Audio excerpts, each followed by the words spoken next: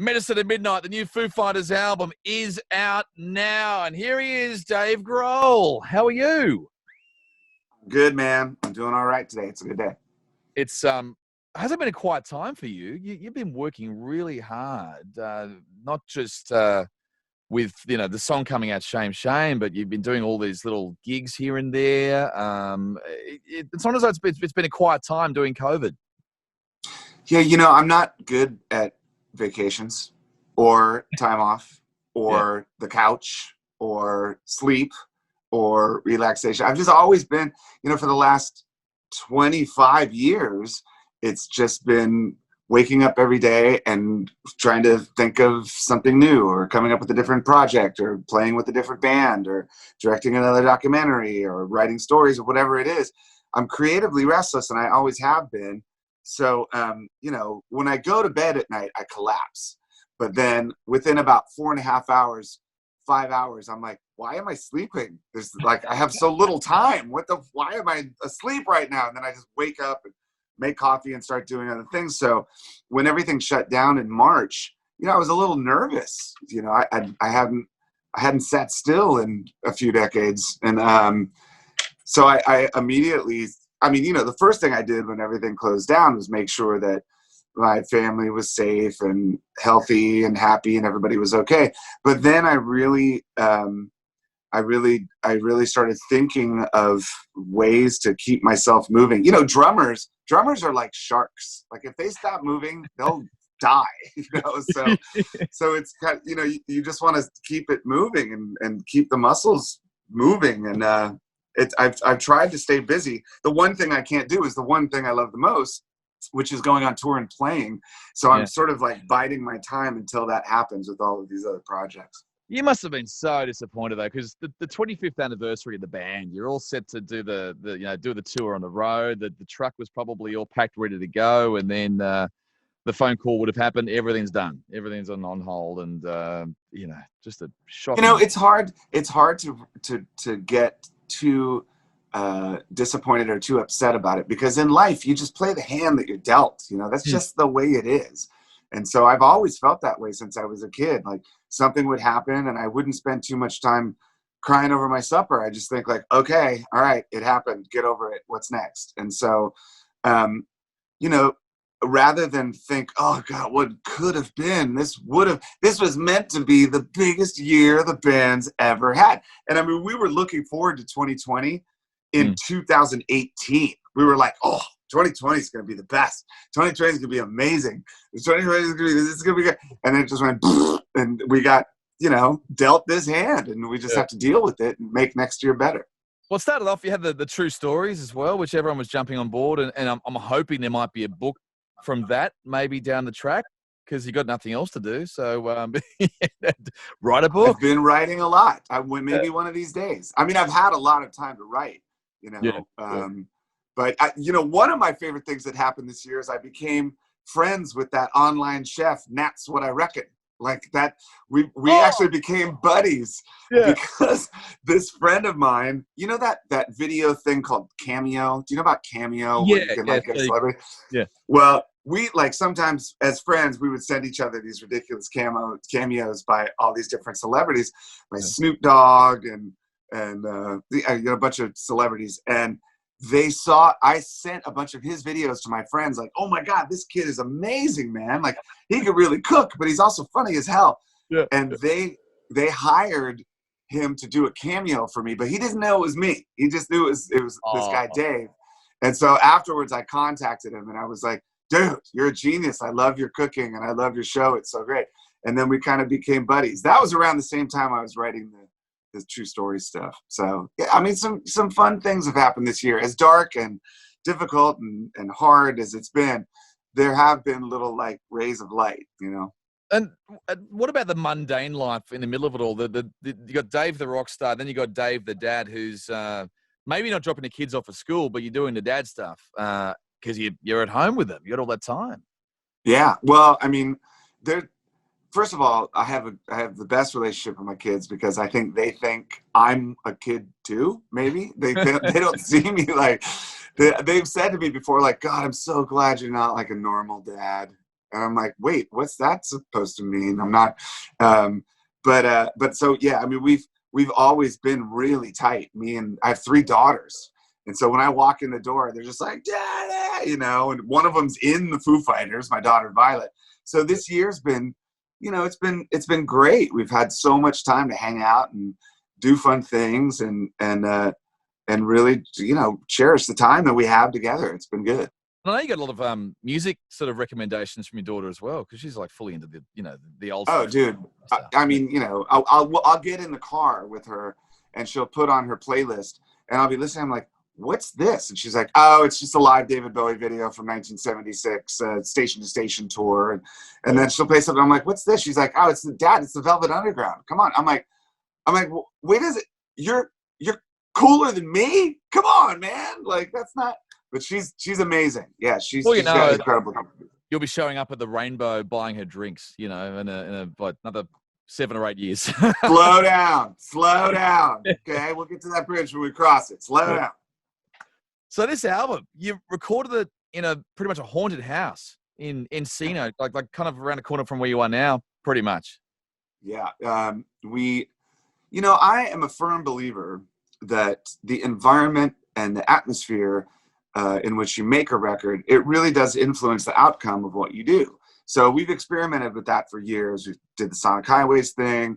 We made a record in my garage. I don't really like walking into like a sterile professional laboratory recording studio because it just feels like, all right, where's the vibe? So I'm always looking for the vibe. There's this house that I used to live in this house 10 years ago. I rented it while I was remodeling my house.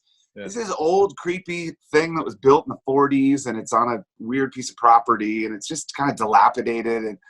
And but I rented it to do demos, and I was doing the drums in the living room. I was engineering everything myself and playing the instrument, just writing songs. And I was sending the demos to my producer, Greg Kirsten. He's like, "Oh, where are you recording this? It sounds great." I'm like, "Man, it's in this house down the street from where I live." So we moved in, and as creepy as it was, the drums sounded so killer. We were like, well, let's, forget about the ghosts, and forget about the creeps, and forget about all that. Like, let's just record. And while we were there, the vibe was really weird, and some weird things happened. And we recorded 9 songs and got the hell out of there. We were like, okay, it's time, let's go. And Shame Shame was the first taste of the album, and was that a crucial song in the whole set of the tracks? That's why you went with it? Yeah, it was. I mean, our idea for this record was to make something that was really like groove oriented, something that was like, kind of like a rock band playing songs that you could dance to. And because we all grew up loving that kind of music, in the 70s and the 80s, we loved everyone from Sly and the Family Stone to David Bowie and the Rolling Stones, things like that. And looking back on the last 25 years, that's the one thing we haven't done.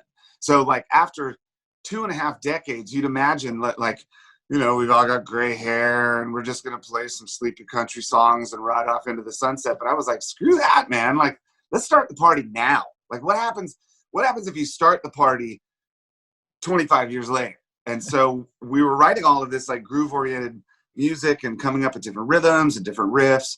And the first song we recorded is the first song on the first record, on the new record. It's called Making a Fire. When we did that, it was something we'd never done. And I knew we were onto something good. Then we recorded a couple songs that were like pretty recognizable as Foo Fighters songs. And then we recorded Shame Shame. And when we recorded that, I listened back and I thought, this is unlike anything we've ever done.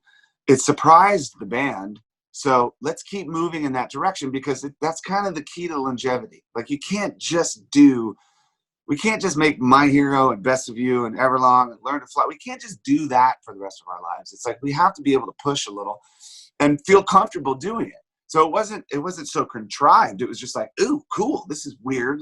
It's like when you go into your pantry and put a bunch of food together and make something and it actually tastes good. You just kind of want to eat it again and again and again. Yeah. And so that's what we felt like.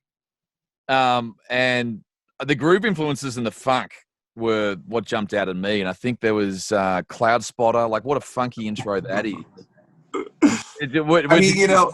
Well, when I was young, as much as I was like this radical punk rock kid that listened to like satanic metal and like political crazy punk rock.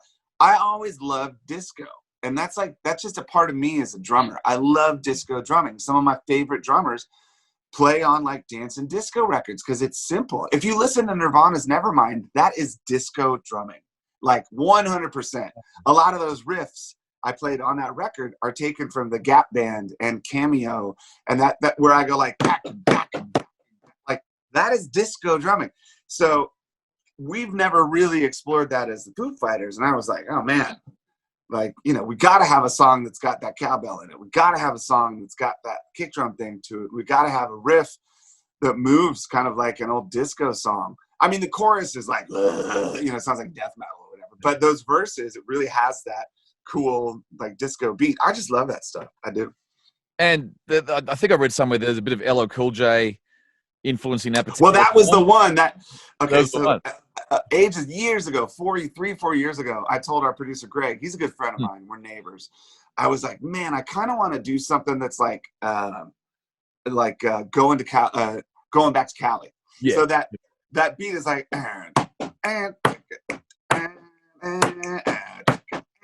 like that. So I had this riff that was like, and to me it was like those weird stops and starts and the space between the beats, like that's kind of what makes you shake your ass, And I'm like, all right, it's time to make people shake their ass. Let's do it. Well, it feels like a summertime album, so we're kind of blessed as Australians, I guess, to be able to get the album in, just in time for summer. It was probably meant for the US summer because it's a barbecue album. I mean, you do barbecues, and this is. Well, I mean, AF, Well, I mean, here's the deal: is honestly, when I was writing these songs, I'm like, man, wait till we get in a stadium with this. Like, wait till we get in a festival with this. I can imagine the big choruses, the big sing-alongs, the big beats. I was like, dude, this is going to make the place bounce. This is going to be nuts. And then the world shut down. And so I was like, okay, well, maybe it's going to make you shake your butt in your kitchen by yourself on a Saturday night. Maybe it's going to make you shake your butt when you're sitting in your car in traffic. So, I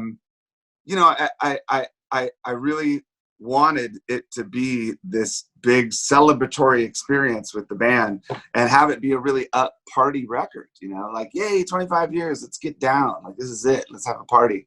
And we still can. I mean, I'm really looking forward to our 26th anniversary. It's going to be awesome.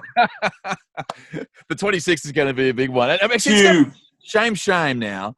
The dream behind the song. There was a real dream which you remembered vividly from decades back or something. Is that right? Yeah. I've always had weird dreams. Like I really have, my entire life I've had really vivid, lucid dreams where in some dreams I know I'm dreaming, but I'm still in the dream. So you can kind of you can like fly, or you can like move things with your mind. But I've always had these dreams where they're really vivid. And that dream in particular, I think I was like 14 or 15 years old.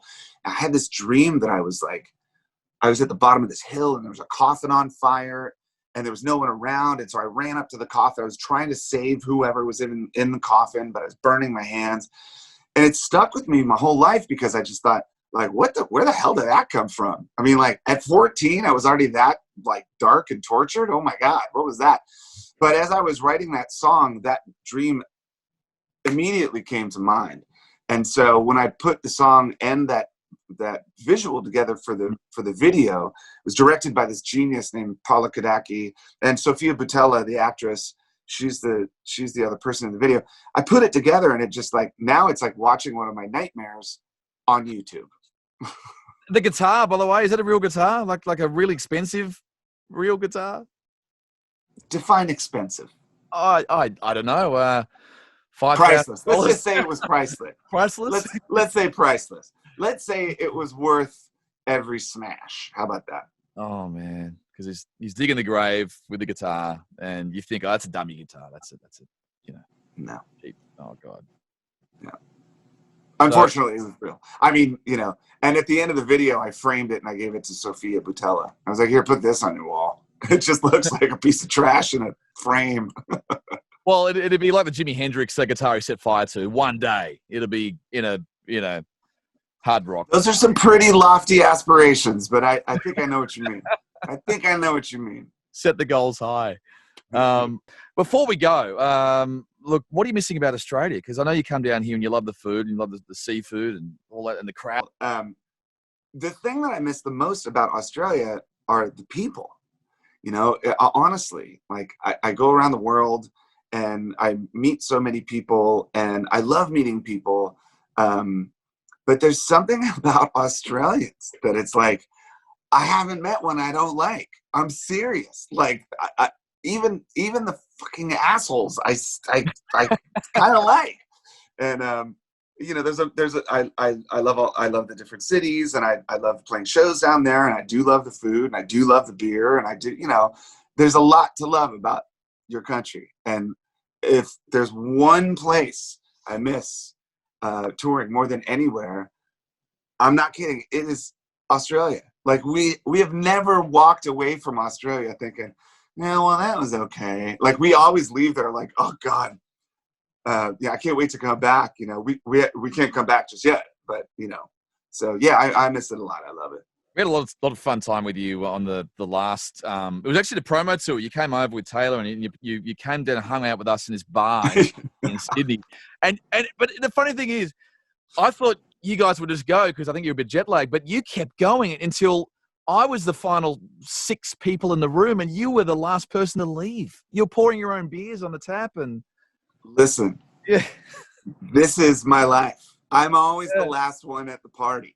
You know, I'm usually the first one there and the last one to leave, and that's just how it goes. Like, I don't know how to leave a party before it's over. I just don't know how to do that. And that was a good one, dude. It hurt the next day, but that was a good one. Well, the next day you had to play the small little gig at the Oxford Art Factory. And those guys said hello, by the way. They were great. They tagged on with you, I think, down in Melbourne, I think, afterwards. Yeah, you gotta say hello. I wore that T-shirt to death. I don't even know what that thing is anymore.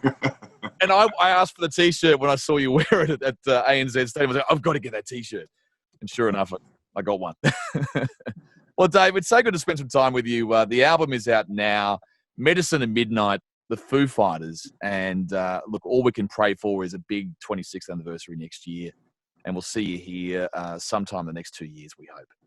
I can't wait. It'll be great, man. And once we do come back, I mean, I dream about it. I actually have dreams that we're walking on stage and we launch into the first song and everybody starts singing along. And it's like, oh, that's because I have hope. Like I really have hope that it'll happen. And I can't wait.